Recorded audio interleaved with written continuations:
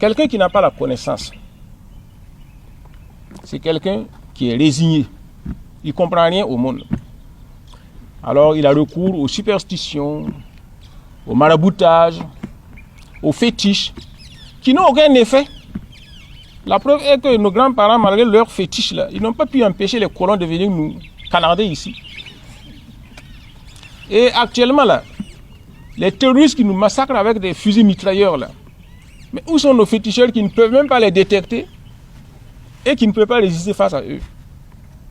Donc ce sont des éléments de l'obscurantisme. Ces propos du Premier ministre Apollinaire Joachimson Kellem de Tambela touchent profondément le traditionnaliste et féticheur Konomba Traoré. Cette sortie du chef de l'exécutif burkinabé est vue comme une insulte à la culture burkinabé, voire africaine. Surtout quand ce savoir endogène est classé dans le lot de l'obscurantisme selon le trésor humain vivant.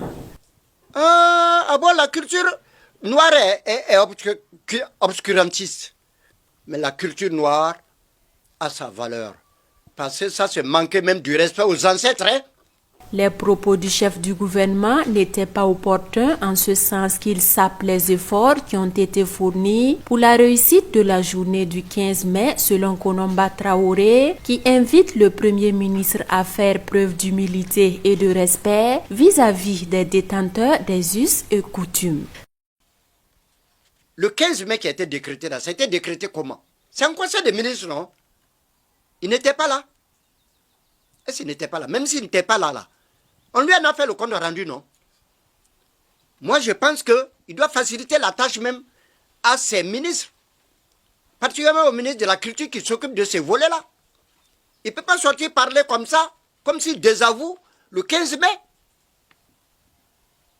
C'est avec consternation que Naba Kaongo, chef coutumier de Zaktouli, et son Kogl Naba Kaongo de Nedgo ont écouté ces propos du Premier ministre qui, selon eux, ne sont pas à l'image de la promotion de la cohésion sociale au Burkina, surtout qu'une délégation gouvernementale fait la randonnée chez des chefs coutumiers pour demander leur contribution.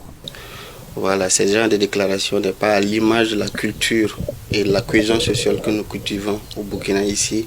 Chacun a ses croyances et il est impérieux que les uns et les autres respectent les croyances des autres parce que c'est dans ça que nous pourrons donc avoir une cohésion sociale au Burkina Faso. Parce que nos parents, nos grands-parents ont toujours donc baigné dans ces fétiches, dans ces traditions. Il n'est pas question qu'aujourd'hui donc nous remettons tout ça en cause. Certains donc ont naturellement eu un doctorat de l'impérialisme. Il n'est pas question donc qu'on vienne remettre en cause donc nos traditions ici. Parce que nous l'avons toujours pratiqué, ça avec ça nous vivons et nous consommons. Ce commentaire nous a personnellement, en tout cas dans la chefferie traditionnelle, ça nous a beaucoup, ça nous a blessé énormément le cœur, il faut le dire, parce que nous sommes dans une démarche de libération totale. Et on ne peut pas libérer un peuple sans libérer l'esprit. Et c'est pour ça justement qu'on parle beaucoup de culture.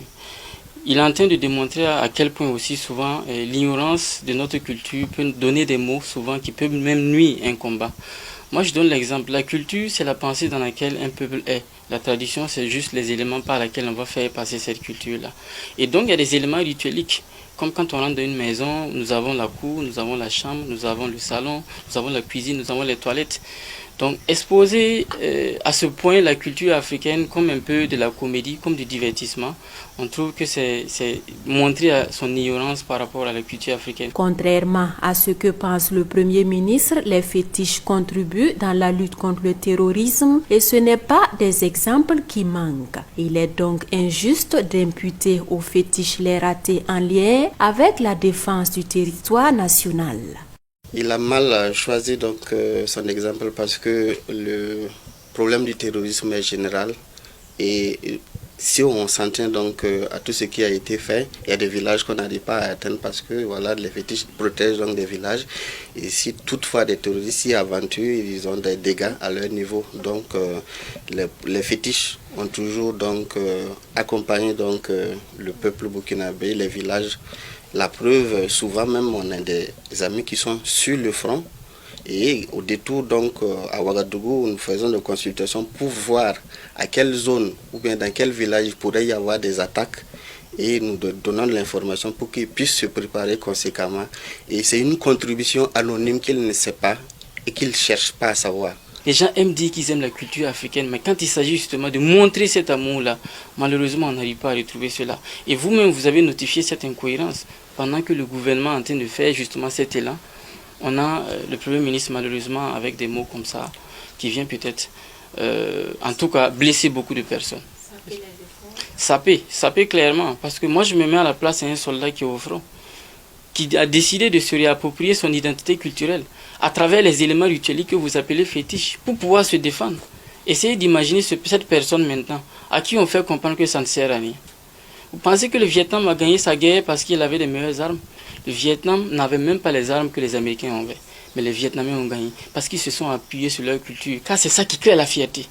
Donc quand le Premier ministre justement vient saper cette fierté, ça forcément les morales de tous ceux qui croient en ça. Ces adeptes de la tradition exigent d'Apollinaire Joachimson Kelem de Tambela des excuses publiques et une meilleure appréhension de la culture burkinabé. Ah, s'il a une chose à faire, c'est demander pardon au peuple et surtout aux traditionnalistes que nous sommes. La culture joue un rôle déterminant dans la société, un élément vital légué par les ancêtres. Selon ces traditionnalistes, il n'est jamais tard pour bien faire. Un conseil destiné au Premier ministre.